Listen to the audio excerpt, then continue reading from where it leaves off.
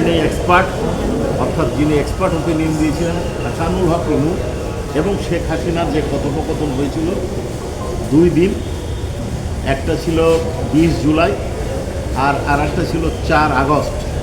সেই কথোপকথনে আন্দোলনকারীদের প্রতি কী ব্যবহার করতে হবে, কীভাবে দমন করতে হবে, কী পরিকল্পনা কীভাবে কার্যকর করতে হবে সেই নিয়ে আলোচনা হয়েছিল। সেখানে ল্যাথাল উইপেন ব্যবহার, ঘেরাও করে আন্দোলনকারীদের বোম মেরে হত্যা করার বর্ণনা শেখ হাসিনা দিয়েছিলেন সেইটা, এবং অন্যান্য বিষয় নিয়ে যে কথোপকথন হয়েছিল এটার অথেন্টিকেশন অর্থাৎ এটার সত্যতা সম্পর্কে উনি পরীক্ষাগারে পরীক্ষা করে রিপোর্ট দিয়েছেন যে দুজনের বক্তব্য অর্থাৎ শেখ হাসিনা যে কথা বলেছেন এবং হাসানুল হক যে কথা বলেছেন সেগুলা তাদের যে প্রামাণ্য বয়স তার সাথে মিল আছে। অর্থাৎ শেখ হাসিনা এবং হাসানুল হক ইউনূস কথাবার্তার মাধ্যমে নির্ধারণ করে আন্দোলনকারীদের উপর বোমা বর্ষণ এবং গুলি করে হত্যার নির্দেশনা পরিকল্পনা করেছিল এবং তা পরবর্তীতে কার্যকরী হয়েছে। এই একটা বিষয় ছিল।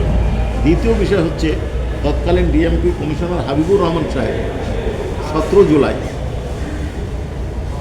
তার অধীনস্থদের, যার নিকনেম এখানে ভিক্টর মাইক 1 বলা হয়েছে, কল সাইন একটা সংক্ষেপে মানে কোর্ডিনেট, সেইখানে উনি তার অধীনস্থদেরকে নির্দেশ দিচ্ছেন 2টা পার্ট। একটা হচ্ছে সর্বোচ্চ বল প্রয়োগ, এটা শুরুতে বলেছেন, পরবর্তীতে হাঁটু গেড়ে কোমরের নিচে গুলি করার নির্দেশ দিয়েছেন, সেই কথাটা বলেছেন।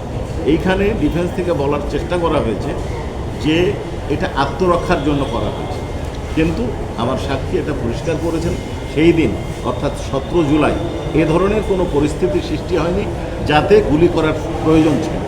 কাজেই এই নির্দেশটা পরিকল্পিতভাবেই দেওয়া হয়েছে। আমাদের এই সংক্রান্তে আরও বক্তব্য আছে, ক্রমশ এটা আয়র সাক্ষী যখন হবে, আমরা যখন আর্গুমেন্ট করবো তখন এগুলো উপস্থাপন করবো।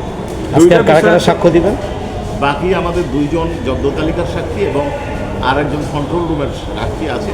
আমরা এখন পর্যায়ক্রমে 2টা বিষয় এখানে জেরার সময় একটা প্রশ্ন উঠেছে যে অডিওটা এখানে করা হয়েছে শেখ হাসিনা এবং হাসানুল হক ইনুর যে অডিওর কথা বলা হয়েছে সেটি এআই জেনারেটেড কিনা সেই প্রশ্নটা উঠেছে। এই ব্যাপারে ওই বিশেষজ্ঞ কি বলেছেন? আরেকটা বিষয় হচ্ছে যে চাইনিজ রাইফেল, দ্বিতীয় সাক্ষী চাইনিজ রাইফেল ব্যবহারের কথা বলেছেন, ডিএমপি কমিশনার নির্দেশ দিয়েছেন, কিন্তু অডিওতে তেমন কিছু পাওয়া যায় নাই। এই 2টা বিষয় একটু ক্লিয়ার করবেন। আচ্ছা, প্রথম বক্তব্য হচ্ছে যে হাসানুল হক ইনু এবং শেখ হাসিনার বক্তব্যের কথোপকথন বিষয়টা এআই জেনারেটেড, এটা বলার চেষ্টা করেছেন ডিফেন্স। এআই জেনারেটেড নয়, এটা আমার সাক্ষী বলেছেন। কেন বলেছেন? এটা যে সফটওয়্যারের মাধ্যমে এলআর স্কোর উনি ব্যাখ্যা লাইকলিহুড এলআর স্কোরের মাধ্যমে এটা পরীক্ষিত হয় এবং এইটার বর্ণনা দিতে যে বলেছেন যদি 1-এর ওপরে স্কোরটা যদি 1-এর ওপরে হয় সেটা আন্তর্জাতিকভাবে স্বীকৃত পদ্ধতি, যে সেটা ওই ব্যক্তির যার সাথে তুলনা করা হয় তার কণ্ঠস্বর হিসেবে ধরে নেওয়া হয়। এই ক্ষেত্রে শেখ হাসিনা এবং হাসানুল হক ইনুর বক্তব্য কোনো ক্ষেত্রে 400, কোনো ক্ষেত্রে 1000, কোনো ক্ষেত্রে 1900 পর্যন্ত পার করেছে। অর্থাৎ স্ট্যান্ডার্ড মিনিমাম স্ট্যান্ডার্ডের থেকে অনেক ওপরেই এই স্কোরটা পাওয়া গেছে। কাজেই এই ক্ষেত্রে তাদের এটা কণ্ঠস্বর, এটা অনুমান বা নির্ধারণ বা সিদ্ধান্ত নিতে কোনো কষ্ট হওয়ার কোনো কারণ নেই। এবং তিনি একজন এক্সপার্ট, ঢাকা ইউনিভার্সিটি থেকে তিনি এই সাবজেক্টের উপর পড়ালেখা করেছেন এবং এইটার উপর উনি কোর্স কমপ্লিটও করেছেন, এই বিষয়টা বলেছেন। দ্বিতীয় বিষয় হচ্ছে যে চাইনিজ রাইফেল দেখার কথাটা উনি বলেছেন বা বলেননি, এই বিষয়টা ম্যাটার অফ আর্গুমেন্ট। উনি বক্তব্য দিয়েছেন, আমরা যখন আর্গুমেন্ট করব তখন বিষয়টা আমরা ওনার যে অডিও বার্তা যেটা শুনলাম আমরা আদালতে, মানে মেসেঞ্জারের যে বার্তা আছে সেখানে উনি বলেছেন যে জানমাল রক্ষায়, সরকারি সম্পত্তি রক্ষায় লিলিং পজিশন, যেটা আপনি বলছিলেন হাঁটু গেড়ে গুলি করার, আমি বলিনি, অডিওতে আছে, জি অডিও কোমরের নিচে গুলি করতে বলেছেন। সেইটাকে আপনারা প্রসিকিউশন থেকে কিভাবে এটাকে ব্যাখ্যা করছেন? দেখেন জানমাল রক্ষা, দেখেন এই জায়গাটা কিন্তু আর্গুমেন্ট করা জায়গা না মামলা। এখানে 2টা বিষয় আমি বলতে চাই। একটা হচ্ছে সর্বোচ্চ বল প্রয়োগ কথাটা বলেছে, দ্বিতীয় হচ্ছে যে লিডিং পজিশন যে কোমরের নিচে। এখন আপনাকে দেখতে হবে 17 তারিখটা আন্দোলনের কী অবস্থা। 17 তারিখ সরকারি ছুটি এবং সেদিন আন্দোলনের কোনো কর্মসূচি ছিল। কেন জনগণের উপর গুলি করার নির্দেশ হল সেই ব্যাখ্যাটাই আমার সাক্ষী বলেছে।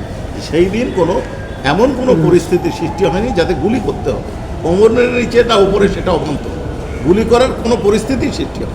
এই ক্ষেত্রে কথাটা এই ক্ষেত্রে ডিফেন্স বলছে যে উনি পরিস্থিতি বিবেচনার কথাটা উল্লেখ করেছিলেন, পরিস্থিতির সৃষ্টি হয়নি তো বিবেচনার প্রশ্ন আসছে। ভবিষ্যতে হইলে। সেটা তো অন্য দিনে হতো, সেদিন তো পরিস্থিতির সৃষ্টি হতো। আরেকটা যাই বিষয় হোক, এখানে আরেকটা বিষয় বলি, আবার বলছি যে এটা আর্গুমেন্টের বিষয়, এইটা এখানে ডিসকাশনের বিষয়। আরেকটা বিষয়, হাসানুল হক ইনু এই ট্রাইব্যুনালে একদিন অভিযোগ করেছিলেন যে তাকে জেলখানায় গিয়ে তার কণ্ঠস্বর পরীক্ষার জন্য নমুনা নেওয়া হয়েছে। তো এখানে তো দুইটা কণ্ঠস্বর এসছে, শেখ হাসিনা এবং হাসানুল হক ইনু। তাহলে শেখ হাসিনার কণ্ঠস্বরটা কোন উৎসের ভিত্তিতে এটা পরীক্ষা করলেন তারা? হাসানুল হক ইনু সাহেব যে অভিযোগ করেছিলেন সেই দিন আমি ছিলাম না, তবে আমি শুনেছি এটা ট্রাইব্যুনালে, অনালেবল ট্রাইব্যুনালের আদেশেই তার নমুনা কণ্ঠস্বর পরীক্ষা করার জন্য তদন্তকারী কর্মকর্তা জেল কর্তৃপক্ষের কাছে যে জেল কর্তৃপক্ষের উপস্থিতিতে তার নমুনা কণ্ঠস্বর সংগ্রহ করেছে। আর শেখ হাসিনার নমুনা কণ্ঠস্বর আর বাংলাদেশের যত্রতত্র পাওয়া যায়, ওনার বক্তব্য লাইভ বিটিভিতে প্রচারিত হয়। কাজে তার প্রামাণ্য কণ্ঠস্বর সংগ্রহ না করার কোনো কারণ নেই। সেটা তো হাসানুল হক ইনুও তো বিভিন্ন সময় অনেক বক্তব্য দিয়েছিলেন, অনেক জায়গায় কথা বলেছিলেন, মন্ত্রী ছিলেন, সেটাও তো ছিল। হ্যাঁ, এটা ঠিক আছে। এই ক্ষেত্রে যেহেতু বিতর্কিত বিষয়, এর সাথে প্রামাণ্য বিষয়ের সম্পর্ক, এই জন্য আয়ও যেটা উপযুক্ত মনে করেছেন সেই প্রসিডিওর ফলো। জি, থ্যাংক ইউ। স্যার, আমরা কি তাহলে বলতে পারি শেখ হাসিনা ইন্দুর কথোপকথনের সত্যতা পাওয়া গেছে?